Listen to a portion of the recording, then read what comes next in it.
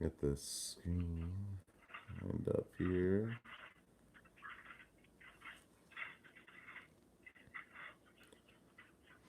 That's weird. I'm not being notified. Alrighty, so we are live. Just waiting for some people to show up.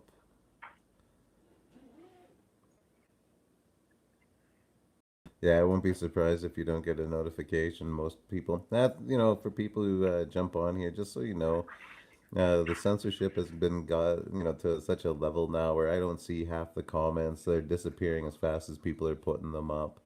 Notifications don't happen. There's just a whole bunch of stuff that they.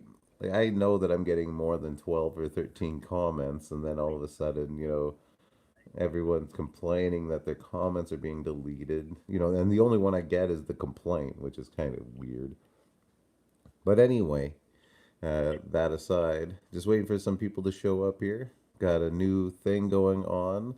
A friend of mine, Randy, who used to have a channel, Spokane Anarchist, is got a new channel. He's a friend I like to chit chat with, and we decided maybe it'd be an interesting time to have a conversation where we could share with other people the concerns of what we talk about and what's going on, and maybe you guys might find it interesting too. So as we go through what we're going to talk about, if you guys have comments that you want to throw in or maybe topics to be addressed, definitely throw them into the comments because Randy's going to be watching and be able to throw those in as well and see where this can go. I'm just going to call it Couch Chat because we're just going to sit back and talk about whatever comes up. So let's see how this goes. This is really off the cuff. This isn't something I normally do, so it'll be fun to see. So, welcome in here, Mr. Randy. How's it going? Hey, Dallas. It's good. We had a little bit of a delay, and I don't know if we're still on it, so this is kind of a check. Oh, yeah, So, everything's going good. oh, good. Okay. So, yeah, we're great then. Yeah, that worked out.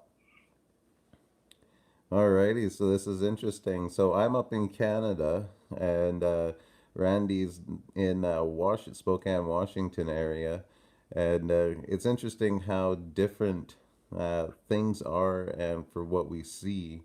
But for what we know, we can both see it coming to an end. Randy likewise works in the health industry stuff, and he sees a lot of stuff coming down the pipe. So I was just wondering if you would share a little bit, Randy, what you see coming, maybe some of the notifications you've got, as a heads up, being a because you're basically an insider. He is management in a care facility, and so he's gets to see a lot of stuff that we aren't really normally privy to. So whatever you feel comfortable with sharing, if you could do that, that'd be great. Yeah, yeah. Well, I started, and I shared a lot with you, Dallas, but, I just saw the priming for it, and I knew it was coming.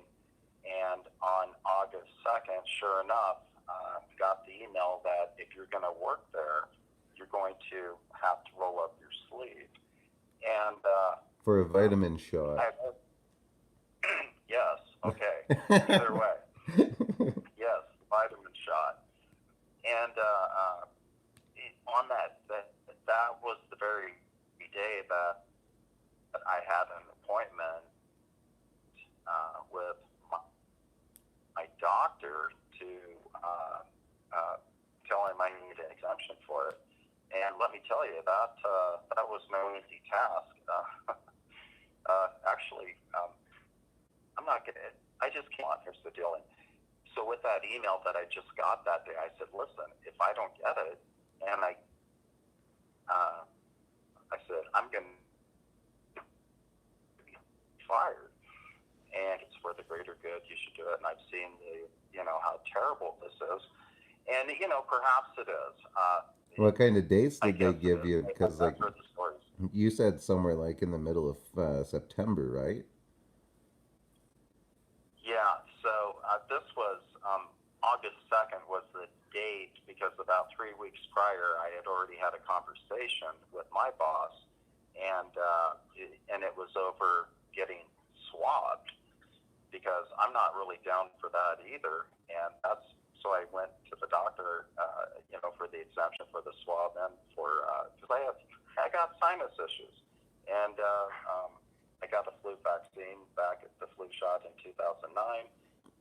talked into it. I'm like, yeah, okay. And, I really had some effects that lasted for quite a while. And I told him that. I said, I'm not doing it. But, uh, I don't want to take over your stream here at all, Dallas. And I've just been blabbing. Yeah, but I'm I just don't, yeah, was reminding this is a Randy Dallas conversation. So go ahead.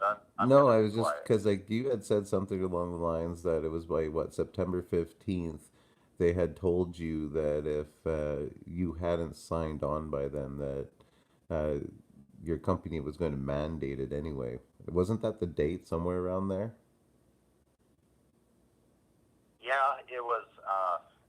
That sounds about right because you have to have the first round of the vitamin on a certain date so that you have the 2 week period to where you can go have the second one and then have 2 weeks to be fully vitamized, Yeah, or you know because what it's I mean? weird Fully. because I've noticed they've been ramping things up quite a bit. Like when it comes to my wife, like they gave it one date now. They moved it up and they're moving it up everywhere. And then all of a sudden we get Boris in the UK saying they're not even going to initiate a health pass.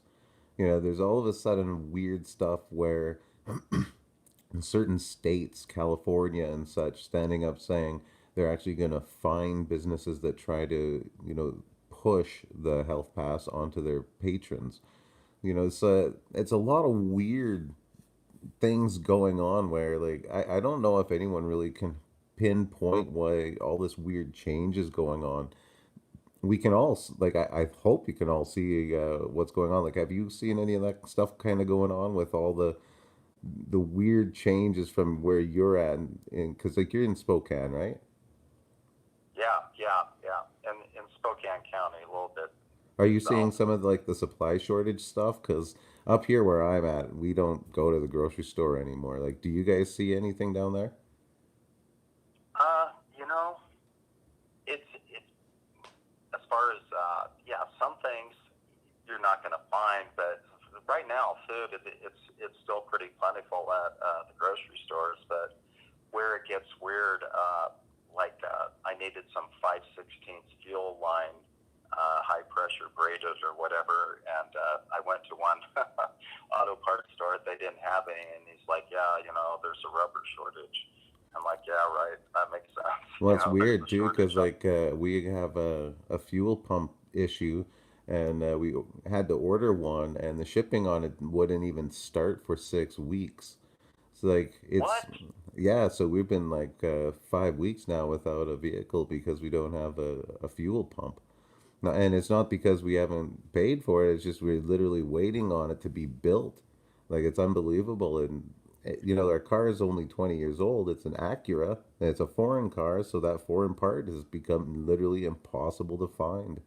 So like these little, Really? yeah, and adding the supply shortages, that kind of stuff. Like we're starting to hear from like we're close to the city Grand Prairie, and they're having random things going missing. So it's weird. I don't know. I guess a walk around on this.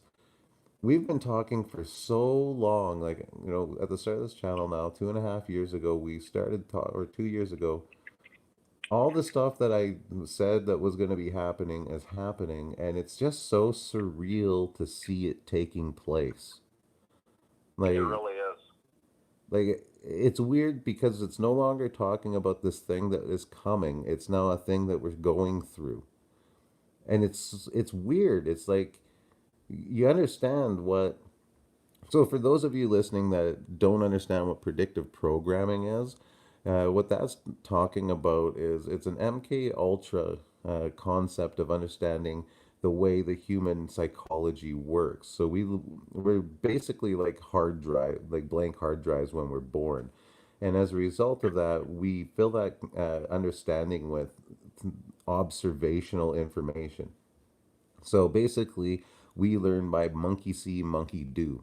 So the children, they'll see what they see in their parents, and then they, emulate it, and they grow up learning how to replicate the concepts from what they see. So you put them in front of TV, you put them in front of this, that, and the other. And that's where they learn the behaviors from. So as a result of that, if you put people in front of certain movies or that kind of idea and those concepts, they can actually become persuaded in those mindsets. Now, if you say controlled the media, controlled the, scenario narratives of the world, and you created events where, like, for 20 years, you propagandized the entire movie industry, book industry, video game industry with, say a zombie apocalypse theme.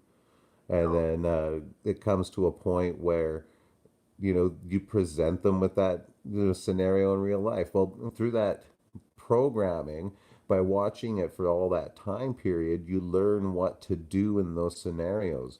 And as a result, you have the monkey see, then they give you the event, then you can be the monkey do, and you now know what to do. So they program you what to do in an event, then they give you an event in order to walk it out. So they're programming you right from birth through movies and all this stuff. And it's so interesting because we've been tracking this for so long, and now we're watching the propaganda become the event, and you're watching, like, to watch them change the language to target people to say now it's a pandemic of the unvitaminized. Like, it's unbelievable they went to that extreme. Like, they're literally doing what we knew was coming, but to see it is absolutely unreal. I It's know. Yeah, it's like, we've known it's coming, and now actually seeing it, did we really know or did we believe? Because if we really knew it, we probably would have been a lot more ready for it. that's a weird thing too, because even for as much as I am thinking I'm ready to the point, to the best of my ability for the understanding that I have, like, I still know truthers out there, a lot of truthers that are not even changing their lifestyle yet. And I don't understand that. Like, there's a weird, it's almost like there's some kind of block. Like, we've been propagandized into this, we expect that it's coming, and now we're just watching it happen all around them and they're doing nothing different. Like that, Well, that's the weird hey, thing. I want to touch on this because you called this, you've been seeing it brewing for a while, and it's funny, I live here and you're on the outside looking in, and I'm talking about the Civil War, okay? It's brewing, and for the president of the corporation of the United States, uh, I mean, it's now saying you're going to do this, and we've been patient, and yeah, yeah, we've cost everybody a lot, and oh yeah, any governor gets in my way, I'm going to push out of my way. Don't, and that's just not how it works. It's if it was a real system, of course it's not the political system, but governors are pretty much in charge of their states here. The president is not necessarily in charge of the governors, but is the president, as I said, of the corporation of the U.S. So you're going to see a lot of that, and all this priming with the truck driver. I sent you that one video that was on TikTok, but it's just, Well, you I mean, can by the see it numbers. already by all the they're dividing. Like, the states are now starting to stand up. Yeah, Individual states are going, I'm going to do this, I'm going to do that. And the division, just like we've been seeing in all the propaganda, the US, like, and this is where I find interesting listening to you from the inside. Like, from the outside, I can see the US literally crumbling before my eyes. Like, are people even aware living there? Because, like, I hear both sides that, no, see, and that's the scary thing. no, they're not aware. No, I gotta say, for the most part, people still have hope here in the lie. As far as what is it, the American dream? You have to be asleep to believe it, or it's really a nightmare. So people are just trying harder, and they're freaking out, man. Just like you see what's going on in Australia with the really long lockdowns and all that. Here, it's just this false hope, and if we can only get over it, oh my gosh, yeah, it's a mess. The division is at a point, and you throw in the social distancing and masks where you can't really even talk to people. Yeah, it's a train wreck. The thing I find very interesting too with the U.S., you guys, and I don't mean this individually disrespectful, it's the system, has been propagandized to such a point where you haven't had really any type of discomfort. And that's what I'm waiting for is to see really once this kicks in because like in Canada, from most of this time, we had had the mask laws. We had had the you're not even allowed to go to like relatives' houses laws. Like we'd been locked down pretty extreme, and the states, it was like some places said you had to wear masks, and some places didn't, and most people were debating the concept of it while the whole world was in a lockdown. And then, some parts of the states, got pretty, you know, up to what the rest of the standards were. But in general, no one in the States, and they got pretty loud. Like, that's the thing is that I'm not trying to say that, they didn't get, annoyed and, pushed on. But I'm saying the reaction that the states gave to what was very little discomfort. What happens when there's no food, when there's, literally lineups for hours to get, partial rations, when the food supply shuts down and it's an overnight, it's going to be an overnight effect. That's the thing that really sucks about it is it's not going to be, 6 weeks of watching it dwindle because we're already at the point where people show up and, they're like, hey, that product's just gone now. So depending on where you are, it's happening faster than other places, but it's always the same story. You just go there and then it's gone. So, what's going to happen when you're not allowed to go out? When you do go out, there's nothing there. Uh, like, I can't imagine what's going to happen. I think there's going to Here's come. how it's going to work. So, yep, I just laughed, but I want to jump in. It's going to happen because the the truckers that are going to go on strike that are thinking they're doing the right thing, standing up for their rights and saying no because we need them. That is actually going to carry out what the controllers want is to totally disrupt the chain. So there's not going to be any gas at the gas station for you to put in your car to go anywhere. So everyone is going to be pretty much locked down, not by choice, but because, we're so dependent on the conveniences of running to the store, to get this or, putting, you know, $20 in the gas tank. Yeah, just because not planning. Well, I think what's going to be crazy is when that all comes to the point where people, you don't have access. Like we're already seeing in the news today, veterans are going to be, they're already being denied their funding if they don't get it. They just took away funding from Uh-huh. veterans.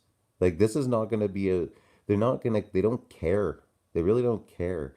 And that's what I don't think No. people get. So before we keep lingering on Yeah. here, I want to just take a look at the comments and see what just just saying hi here with Randy and getting kind of caught up. And what are you guys talking about in the chat here?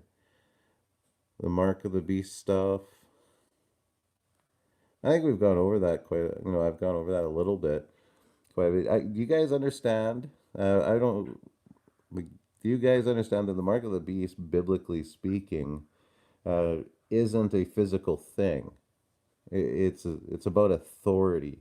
It's about having your mind set on the things of God, and then your hand, which is your actions, would prove it out, which is that combination of faith and works. And that's what it's talking about is your mind is set on the things that you set your mind on.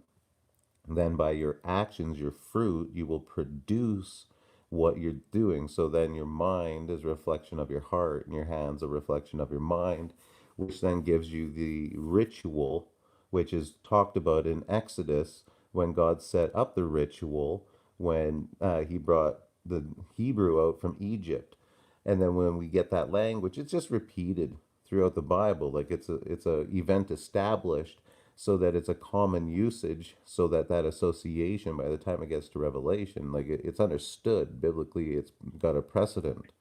Now, that also goes into understand that this is talking about the beast system. Okay, so this isn't all like when it talks about the beast in the book of Revelation, it's clearly already identified throughout the Bible, throughout Daniel and such, that the beast is always talking about a nation or a king to that degree. Now, in the book of Revelation, you take that same application and it's talking about the beast, and the beast is a nation. And this got this system, and it's not a person. So the beast is a nation, and it's this system that's going on. So the number of the beast is this idea that you have a connection to that system, and that number is your submission to it. Why? Because that number is on your head or on your hand, which is representation of who you are and who you're submitted to. Now, that system has a way of rolling that out, and it will progress the deeper it embeds itself into a society. And we've seen it throughout history that the mark will always appear because it goes back to the Cain and Abel fight to mark those who aren't part of you. Cain was given the mark, and it's now that system where it's reversed and marking the enemies of the system. And that's what this is about. And it's the enemy of the state. And that's what we are battling against is those principalities and powers. And that's why the more the beast system takes over, the more that system and takes over the legal system, the healthcare system, all the systems in there, which will lead to some kind of mark. And we've seen it over and over and over again throughout society. It's not about a specific time or moment because the book of Revelation isn't about a specific time or moment. And that's where we got into, in the past couple videos, I've had to start touching on this because we're getting so far into the Jesuit storyline that a lot of people just don't understand that, futurism is a Jesuit theology. Like futurism comes from the Protestant Reformation that pointed at the Pope sitting on the nation, the empire, the Holy Roman Catholic Church, and identified that as the seat of the beast, which was the nation of Rome and the papacy. So it wasn't a person, it was the seat, it was the system which fulfilled the scriptural needs in order to have all the markers which identified it. So in order to take the heat off of that system and the seat, because this had caused the Reformation, which at this point the Catholic Church was so wounded by this and it was losing so many people that it created an anti-Reformation movement. And that's where the doctrine of futurism comes in, where they said all these events are going to be coming in the future, some far off time. And then they started fulfilling these things on their order to control the people, the masses, and the minds of the people that they can indoctrinate with their view of the Bible. Because then at the end of it, no one's reading the Bible anymore. They're just fulfilling and walking out what they're told, which is the state we are in. People don't realize the simple fact that the book of Revelation, the New Testament, is about Jesus, Jesus's time, the events of Jesus. The book of Revelation is the revealing of Jesus Christ. The book Revelation means to pull the lid off, to expose. Like it's literally talking about this is what happened when Jesus arrived on the scene. This isn't these are the events in the future coming. But what it does talk about is the history of the church, the history of the covenants, why the covenants were there, what the covenant changes are happened as a result of this Christ being fulfilled finally and fulfilling the covenants uh, of Exodus in order to receive the promises, in order to be raised up and break the seals. because he was found worthy to be sat at the right hand of God to inherit all the blessings, all the promises are yes and amen in Jesus because he fulfilled it. He was Messiah. So now, as a result of that, everything has changed. And that's what Revelation goes on to start talking about is these changes. Now, as a result of that, Satan lost. When this took place, when Jesus ascended to heaven, Satan was cast out. He was lost. He lost his power.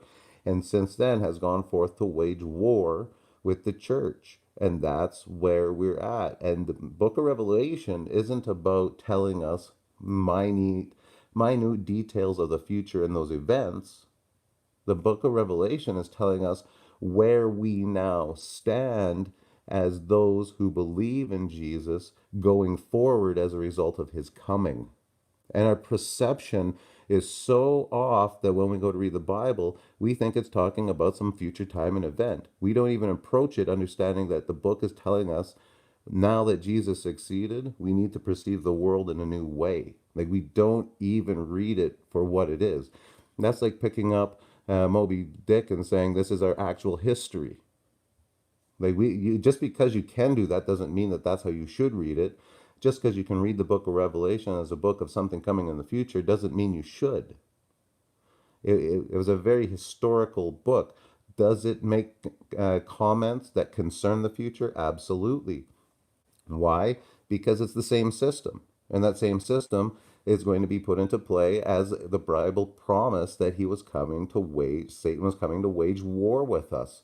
So the conversation is about the war he's going to wage with us, not these magical, in, this time period, this will happen in this time. That's not what it's about. It's not like a magical cipher that you have to figure out.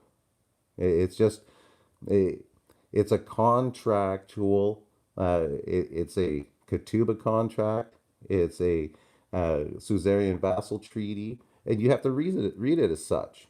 And when you read it as such, it makes sense, and we understand why the things are happening in it. And when we know that, that doesn't make it easier to go through the things that we're about to go through, but we know why it's happening, and that can give you at least a better mindset. And so I'm going to be taking on some of these harder to understand concepts because a lot of people just, we're so caught up in futurism that we don't even realize that it's a thing. And I know you and I have talked about this a few times, Randy, about how deep futurism has deluded us. And, you know, it's a hard one to get. Like, does it, like, I know it still messes with you. Like, how do you feel hearing some of this stuff? Well, what is so amazing, and this is really a gift that you have, Dallas, and it's you can really you can present it in such a way that it's gosh, what's the word I'm looking for? It it just makes sense. You know what I mean when you break it down, and I'm not saying going deep into the Hebrew and the Greek or anything like that, because people always say that, like, oh, if you don't know that, you don't then you really don't know the Bible. But what I love is how you will take Revelation, like Genesis 3:22 and Revelation 2:23 or whatever, and, or right at like Genesis, what is it, chapter 5, verse 6. Yeah, you just connect it to, you back it up, and I know you can back it up. So it's really, Well, that's it, a fundamental skill that has been taken away from a lot of people, I think, which is, and I think that's going to be the next video I'm going to do too, is people don't know how to read the Bible anymore. We've lost the fundamental basic approach of reading it. We've had so many battles about things like legalism or literalism or imagery or is it a typology? There's so many things that people just get into arguments that the basic fundamental premise of what we're doing, like you brought up original languages, like people don't understand one, the process of transliteration. People don't understand that you can't just swap word for word. If it was just a word for word swap, they wouldn't need transliterators. People don't even know that transliteration is a word. And the problem is they go in and they just think that, well, I bought myself a Strong's book and now I can have these answers. And it just doesn't work that way. Just because I can go and read a random encyclopedia about medicine doesn't mean now I understand biology. And it's one of these problems that we fundamentally don't even approach the Bible with a sound mind, because like every cartoon we're raised with has given us misconceptions about it. By the time we hit like our late teens, we have no idea what the book even is. And by the time we read it, a bit of it for ourselves, all we do is confirm the garbage that we were told about when we read it, because the words are familiar. But we don't actually approach it for what it is. And the first five books of the Bible are a contract. They are a suzerain vassal treaty signed between the tribes of Israel and God. People have no in general, people don't have that concept. People don't have that idea. People forget that Moses wrote those books. The Bible doesn't go back 5,000 years. The story of it does. The Bible is 2,000 years before Jesus. Like the flood time period, then we get from Babylon, we get to Egypt. Like the Bible was, there was no Bible written down in that time period. Like the Bible is not an old, ancient, far off time period as far as, people's minds are. Like it just isn't. Like Egypt is 3,000 years before Christ. Well, the Bible's after that. So, like, Moses and all these characters that went through these things, like, they had to restore the Bible. Like, I don't think people take all this stuff into account when we sit down and read this. So, like, one of my favorite things to point out is the reality. There's a scripture that Paul says, I think it's Paul, that it goes, there is no other name in which a man may, Jesus is the only name in which a man may be saved. But what people don't realize that on the Roman coin, there was an image of Caesar, and on that it said Caesar is the only name in which a man may be saved. So when Paul was talking about Jesus being the only man in which a man may be saved, it wasn't a dogmatic statement. He wasn't being religious. He was actually being anti-political. And those kind of nuances are missed when we are forced to read it from such a religious point of view. But it changes the context and it brings in the reality of the times. And we miss a lot of those things. Like, and so if you're uncomfortable with, having your worldview challenged, the next couple minutes might do that a bit. So just fair warning. So, like, we know clearly the Bible says that the stuff that Jesus predicted about the end of the world, the end of the age, all that stuff, and how the end times were, all for the most, like, I don't know how to say this without it sounding, but the end of the age took place with the time period of Jesus and the apostles. So when it talks about the end days, the day of the Lord, the time is, the time is at hand, the last generation, that took place. Like the Bible's quite clear about that, that, those prophecies that Jesus gave on the, the Olivet sermon, where he talks about the apostles and they were having it out with the uh, Pharisees and the Sadducees. And when they left the argument, Jesus talked about how he, so wished many times to take Jerusalem and, bring him in like a mother hen does, but they rejected her. And so they will be judged, these guys who killed all the prophets that were sent to them. And then Jesus said to his disciples, you know, look, the temple here, all this will be thrown down. And they said, when will these things happen? And Jesus told them, wars and rumors of wars and all these things. All this will come upon this generation. Like, it was very specific about the time period, and it did. It happened in AD 70. So it's one of these things where this is going to get very uncomfortable for you when you start to question, but you have to look at this.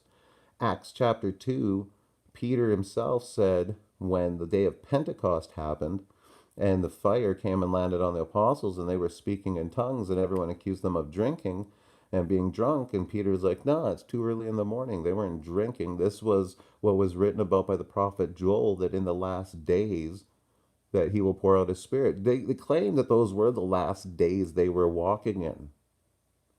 Like, we're just so blinded because we've been taught futurism that we can't see the actual plain text right before us.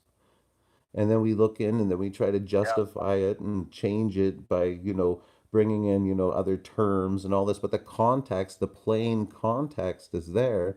But because we are so programmed. conditioned, yeah, like programmed, we're so conditioned by futurism that we see it all as, and dispensationalism is a big part of this, where it's us now, that we're the ones going through it, that somehow 2,000 years later we're still Jews running around during the times of the Acts. Like, we've got it all confused. Those times have ended. Yeah, and that was something that I had never heard before because, like everybody,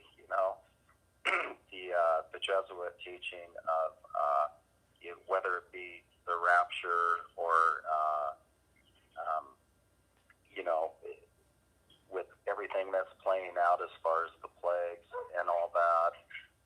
But all that, yeah, that happened 2,000 years ago. And so what we're living in now is what's mind-blowing because there are a lot of people. I mean, there was this guy I used to follow him on YouTube. I don't remember who. I mean, I didn't watch him that much. But he was calling it, man, the rapture. It was going to happen in like August or something. And then, I don't know, maybe he got raptured because I never saw his channel again. Well, all that But kind of we only stuff, know which what is we're weird, taught. right? Because, like, all that doctrine, like the concept of the rapture, all this stuff is just, it's not in the Bible. And we've talked about, like, the Antichrist. The word Antichrist doesn't appear in the book of Revelation. Antichrist only appears in one author's books. They're the letters of John, and they were always applied to when he was taking on the concept of Gnosticism. Antichrist was associated to those who walked according to the wisdom's religions. Nowhere else does the word appear in the Bible, yet we have this concept that there's this one coming culmination of this guy. Well, Right. that's Jesuit futurism. It's not a biblical Yeah, concept. it is. Like, that literally came No. from, like, oh, I got a 10% warning of battery. Interesting. Oh, let me move this over Uh-huh. here. Just got to do an adjustment.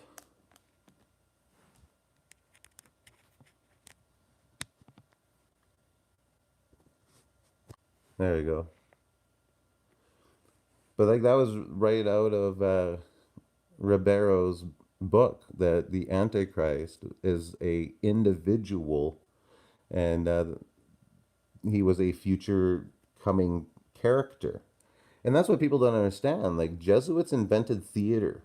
Like, the Jesuits really took it to the next degree. Like, in Rome, they had it, which is population kind of control. Like, they Yeah. didn't have TV like we had. So through the theater, through acting and dramatization, you really got your messages out there. And people don't realize that it's a powerful thing. And it was, the Jesuits were created and they were given the task to bring the world back into subjection to the papacy. That means, like that's a big job, but that means bring the whole world into subjection to the papacy. And we have been conditioned, our minds have conditioned to see their end. And as a result, they are making it happen. in the manner which they presented that it would. So, it's a pretty easy self-fulfilling prophecy when you say something's going to happen and then you just make it happen. But when people don't realize that they're behind the scenes making it happen, they think it's real. And that's the whole false Christ narrative coming that's going to be wrapped up in the whole Project Bluebeam event. Yeah, that is going to be interesting. And there's been a lot of prepping or priming predicted programming for Bluebeam as well. With I'm sure you've seen like the ships in the sky and people that recorded it. And so people are going to do it. I remember Ronald Reagan, man. This was in the 80s. I was a teenager, and he was, saying, if the whole world, if we had an invasion from outside, we'd all put our differences aside. They wouldn't mean that much. We'd all come together. I mean, that's been happening. I think Bill Clinton said it also. What people don't realize too is like the whole concept of aliens from another planet coming to Earth. Like it's in the course of history, that's like a new concept. That's not like something that, you know, has been going on for a very long time. Like the idea of space aliens on a mass understanding, like that's a fundamentally new idea. Like that people didn't conceptualize going into space and flying up in the heavens. The heavens were always the place of the gods. That wasn't a human abode. Like it wasn't somewhere you could travel, so it wasn't a common idea. The idea was mainstreamed by basically Walt Disney when the whole concept in the early, what was it? It was like late 1880s, early 1890s, with a couple books coming out with the concept of satellites and orbit and space, which expanded through some war novels. That then when Walt Disney got his whole thing set up, it expanded from that point into actually getting into like cartoons and the ideas of the space. Like you can actually listen to Warner von Braun on Walt Disney talk about, the concept of going to space for the very first time that concept was presented. Like it's very interesting. And it's on YouTube. Like Walt Disney actually has uh, an episode called the magic. What is it? The mystery of magic of numbers or something like that. And they go into ancient Greek and they teach you sacred geometry. And it was a special that they did themselves in the 70s. Like it's absolutely unbelievable how deep the programming went, and we just weren't privy to it because we weren't part of that programming generation. We're so now down far down the trough that they don't need to corrupt us in that manner. We are so corrupted by what they've been doing for so long that we actually think that we're resisting God is actually a good thing. That resisting the truth of the Bible is a good thing. Like it wasn't that long ago that mindset was evil. Like people forget we're not far. We're only 2 generations removed from a Christian North America. Like the corruption came quick, very, very fast, because that's how quick it can happen. And that's what's so, I guess, at the same time frightening and, understandable is to watch how quick the whole world is turning over because the programming is just so strong. It's absolutely fascinating to watch and terrifying all at the same time.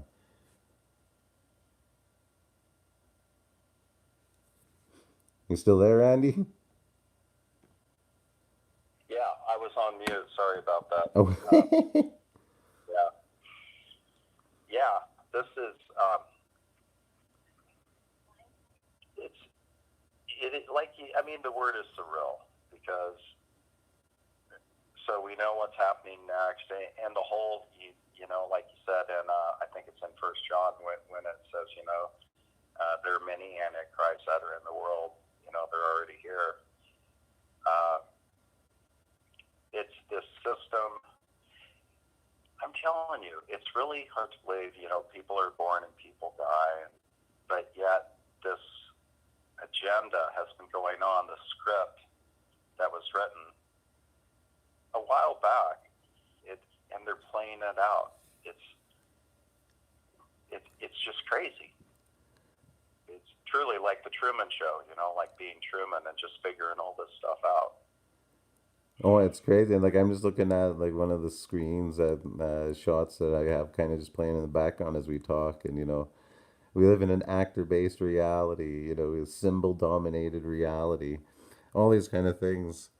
Like, who's the guy next to JFK? Someone in the comments is asking. That's Jimmy Carter, but it looks like it's just an old JFK if you really want to look at it and compare it. Like, we don't know the world we live in. When you really stop and start seeing this, men are women, women are men. We see, just like we're seeing on the screen, the prediction capabilities for them to decide this is how it's going to walk out, and then they can just walk it out because they have that control. They have that position of power and authority that they can just make what they want come into being. And we support them, we pay for it. We give them our money and our attention, and we treat their stories if it's reality. And they say that this is going on, and we all just go along with it. Like there's nothing else more to it. That's the scary thing is they just say this is the way it is, and we just do it. So the reality is the New World Order is the Old World Order. It all goes back um, to the, whether it's the royalty or the elite and the bloodlines and pretty much the working class or the peasants, the pawns on the board, if you It's will. always been the initiated versus the uninitiated because Cain has, the descendants of Cain have always ruled over their own. And that's what's interesting is we've hit a new pinnacle. We've hit a new point in history, which is culminating in a world event, which makes the beast system very interesting. Because is this going to be the last fulfillment of the beast system? Because we're now at a worldwide basis. Jesus left to go and prepare a place for us, and then those who endured to the end would be saved. And what's interesting about that is, he will be back to get his bride, and it says that, the bride will be surrounded by you know, all the nations of the world will be gathered against her and surrounded on all sides. And there will be, a repetition of this system. And with that repetition, the great falling away is inevitable. And that great falling away is the turning against the truth and the word of God. And there's going to be a final moment when darkness is going to try to overcome light. And he is going to appear, and with the brightness of his coming, just as he did in Jerusalem and took his rightful place, he will then conform this place to his kingdom. See, that's what people don't understand was Jesus was victorious. Like the cross was his victory. He became the receiver of the covenant. And when he did that, he ascended and sat down at the right hand. Now he is the inheritor. He owns all of creation. That was his gift. Now, there's a scramble in his kingdom. As a new king sat down, there's a scramble and a turnover in the government. And during this chaos on the inside of this kingdom, as it is being taken over and cleaned up, they are ruffling, they are rushing because they know their time is short. And they're trying to do what they can. They're trying to survive the coming because there are those who just simply they will not submit to the truth and goodness of God because to them it is evil. And they are They can't. trying. Go ahead. Well, some people you just cannot wake up, and some people will just never ever change. I don't know what it is, but literally, probably maybe some people on here saw that old series from a long time ago called Left Behind, but it shows, even then they wouldn't repent of their sins. And Well, it's a really good point you bringing that up because like that brings to the aspect, the reality of the supernatural side of this. Because, like, there is as though some kind of magical block that people just simply cannot acknowledge the truth of it.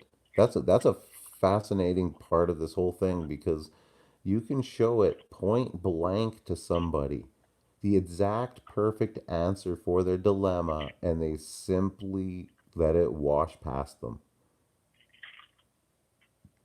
So there is it seems like there's a supernatural barrier, and I don't talk like this ever. Like that's not stuff that I talk about because that is such a overused dramatization in order to get people's attention.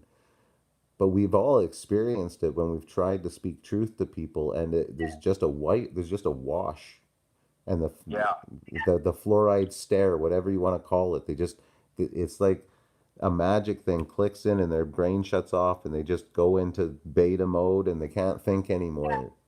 It's unreal to it's witness the it. it's the MK Ultra trigger word. Something when you're talking to them, and it, bam, and all of a sudden the cognitive dissonance kicks in, and uh, it's over. They're done. You're you are truly throwing pearl to swine at that point. And it's going to be a lot of people. It's going to be a lot of people. And I love in the Bible where Jesus said, those who are first will be last, and those who are last will be first. Because we're truly, I mean, God looks at your heart, and it's it's just it's mind blowing that the level of control, and it's in the church as far as whether it's the holidays or it's just everywhere. You cannot. I mean, I came to the conclusion one day in this system that really everything is a lie. I'm going to When challenge Jesus, that. That's the big thing. Not everything is a lie, but I would agree that everything has become corrupted, which means that it was truth. And I think everything was well, created in truth, but I do agree that everything has become corrupted. And then on top of that, there's been a whole new age of creation that is pure evil thought that for some reason has now become the popularized way of thinking. It's just and that's supplanted exactly, it. yeah. Uh, that's what I was referring to in their system. Not that everything is, but when you think about it, uh, you know, when the devil lies, he speaks his native language. He's a murderer from the beginning. There is no truth in him, and there's so in this system, uh, this futurism, this Babylonian isopsophy. I mean, it's so deep. These people are so religious. I mean, they truly are committed to their religion. Isn't it interesting that you get Freemasons, you get Hinduism, you get Buddhism, you get Satanism that's heavily incorporated into the military and the government openly. You get all these religions that nobody really ever says anything about. However, if Jesus is brought up, you know, that sends shivers down everybody's spines. And that's in the public. It's not even just like, talking to people in the mall, like it's in political systems and everything. I don't think people have really come to grips and understand how biblical the times have always been. They've just changed the words, and and that's what people understand is these people are so religious, as you said, but they don't get any of that attention. And people think that by standing up and saying they have to separate Jesus from things, that they're being anti-religious. Well, why aren't they being anti-religious to all that other stuff? Like, why isn't Freemasonry being, identified as a religion and being, shut down? Why aren't they being kicked out of all the places that they're in? If religion and politics don't mix, then why are all the Freemasons running everything? Why aren't they kicked out for bringing in their belief system? Why aren't they being attacked for their belief systems? Because they're the ones running these systems. They're the pawns in this big giant scheme. Like we talk about the Freemason very heavily, but that's just because they're the foot soldiers. They're the ones that we can see. They're not the commanders. They're the peons. And because we can see them and we can identify them, we can easily, show the reality. But in all this, we forget a big thing, and this is something I don't think I've really heard from a lot of people. But like, I'm just gonna, I'm not trying to set you up to make you sound like an idiot or anything. But like, when I use the term and we talk about biblically, you know, and I think we've talked about this. What is the difference between Jesus saving you and say like on 9/11 when a fireman ran into a building and he died trying to save people? Why is Jesus's death any different than that fireman's? You're asking me, okay. Well, because he's the Son of God, the only begotten, the firstborn of the dead. Um, you know, But, uh, but what does that make for a difference between a 9/11 firefighter? yeah, I mean, when you look at it in the big picture, with us all being God's kids, uh, See, and that's a big thing that God, I find interesting is I ask people that all the time and they don't know. It's the same with like the word like glory. Like, what does the word glory like? Here, I'll run this experiment on everybody listening at the same time as well. Picture in your mind the word, so we're going to use the word glory. What is the glory of God? So in your mind, picture that. In general, most people, when they're what they're doing right now is they're picturing like a glowing, radiating light, some kind of, white aura coming from somewhere, just kind of like this source of light. Would you say that's a fair statement? uh, I would say that, but I want to. Lori had an excellent rebuttal on the question, and that was that the firefighter is saving your flesh, or yeah, dying for your flesh.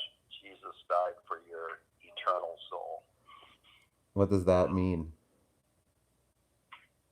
What does that mean? Yes. What does dying for your eternal soul mean? Well, and there you go. So there's one could say that you'd be thrown into the pit with the dragon and his angels, and there'll be weeping and gnashing of teeth forever, and you'll be in this eternal torment. Or it could mean that you just die the death and you're over, and you don't. You're not. You're going to be. You won't be with God. You will be separated from God. Okay, so that means that God created man and said, if you don't do what I say, I'm going to burn and judgment you forever. No, I'm not saying that. No, I'm that's no, saying I'm that I'm just saying that's the one argument. that is an argument. That's why I brought it up. Yeah, Absolutely. yeah. Because it's a silly, and I'm glad you did, because it is a silly argument, because people will, they don't put that into context. God didn't create man to make a choice to follow God or not. That's not what he did. That was not the goal. He wasn't like, okay, I'm going to make you. Now, if you choose to follow me, everything will be good. And if you don't choose to follow me, then you're going to be judged. And, I'm going to put you in the lake of fire and you will be burnt for eternity. That's not a biblical concept. The concept in the Bible that's brought forth is God created us with the intention in the Garden of Eden, everything was perfect. There'd be no storms, there'd be no issues. Everything was perfect. Everything was given to us. The golden age was provided. We didn't need anything. And God said, this I give to you in perpetuity forever. Don't do this thing, because if you do this thing, it's going to destroy all of that. Now, people twist that because when they hear that, they're saying, so when God said, "Don't eat from the tree of the knowledge of good and evil, or you will die," God didn't say, "If you eat from the tree of the knowledge of good and evil, I will kill you." He said, "If you eat from it, the results of it will be you will die." Just like if I were to say to my child, "If you put your hands on the burning element, the results of that will be your hand will get burned." He didn't, it's not me saying to my child, "If you put your hand on the stove, I will burn your hand." He's saying cause and effect. And in the garden, man, who was created to be eternal, made that mistake and brought death in. Now death has happened. And the result of man now is going to be death. As a result of that death, sin abounded through that death, and man, through that sin, abounded in death. And that was now an expression in the world. Well, that death now has to be dealt with.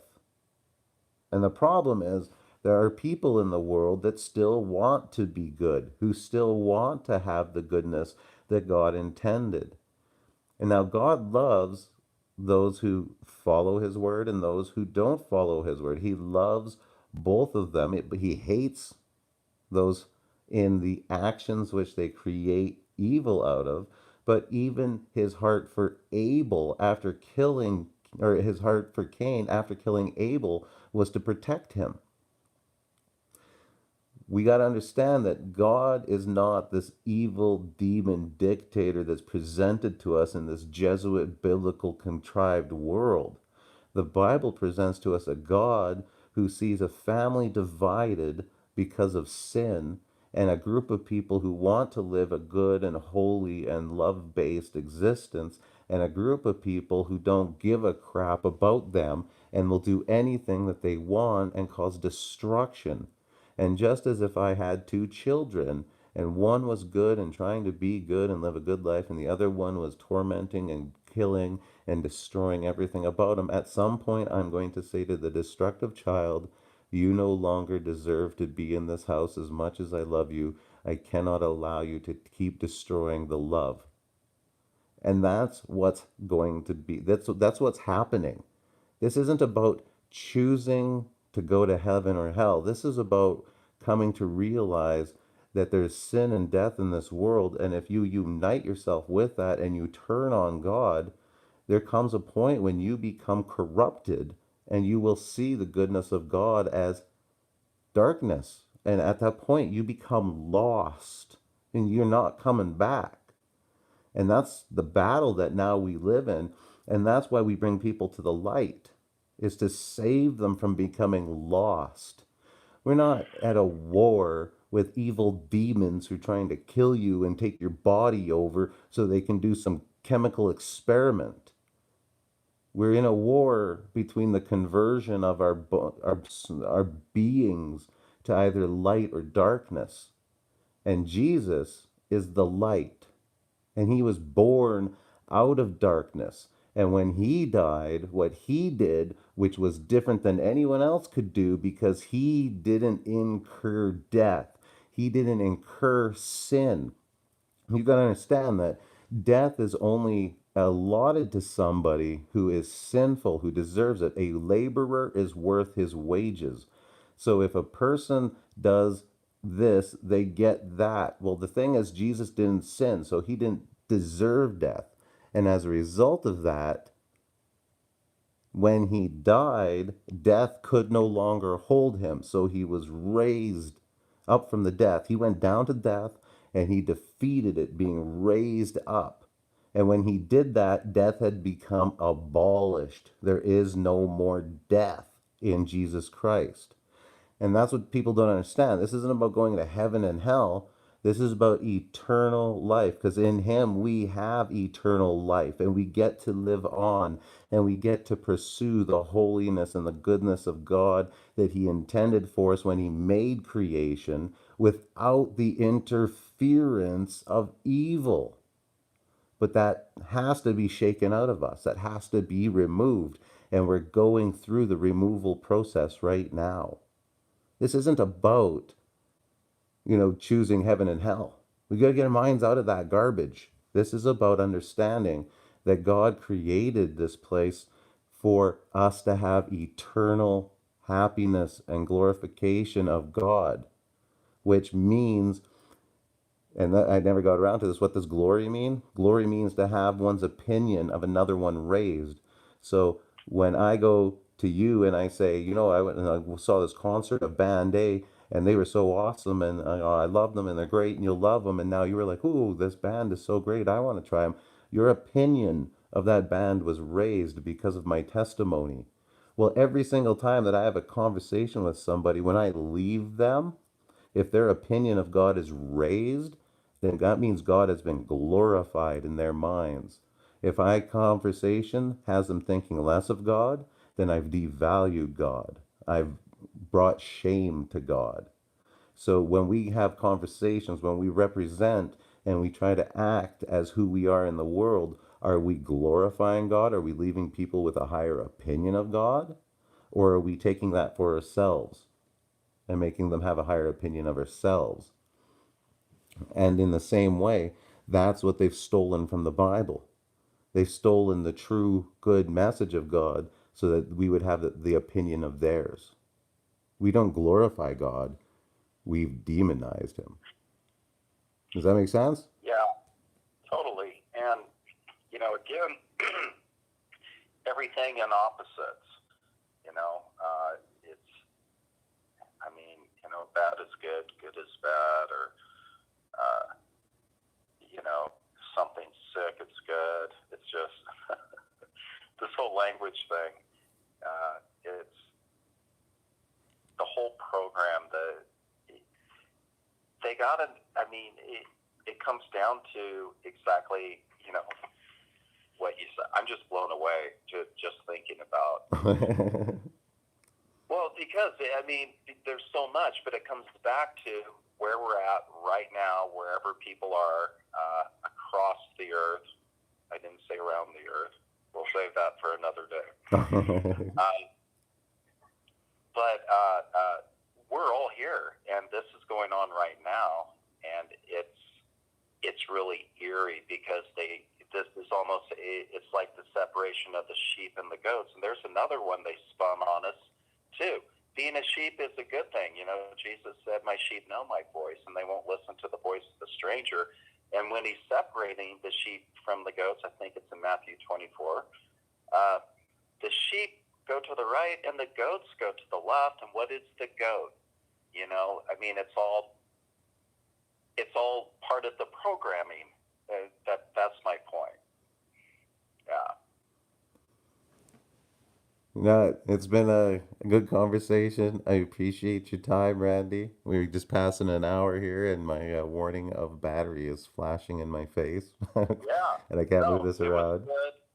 Obviously, this wasn't rehearsed. I'm just like, yeah. It was just a conversation. We have these conversations, not as much as I'd like, but we all got stuff we got, we're doing. We're all busy participating in the system. Well, cool thing about But it, guys, like as you yeah, it was listen, because it's kind of fun to just do this coach random talk every once in a while. Uh, have some questions ready that you can throw up onto the comments there, and maybe we can discuss and just kind of open format some of the stuff and see where people are at with some of these things, and get Randy on here again, or just see where things can go. This was kind of fun. I'll just see yeah, you here. So it's a yeah, good time. awesome. All right, Dallas, I'm signing out. Goodbye, everybody out there, and yeah, hope to Perfect. see you Thanks a again. lot. And we'll talk to you again. And the rest of you guys, appreciate your time. And let me know in the comments whether or not this is something you appreciate. And if so, maybe we'll do some more of it. So wherever you are, I hope this finds you well. God bless, guys.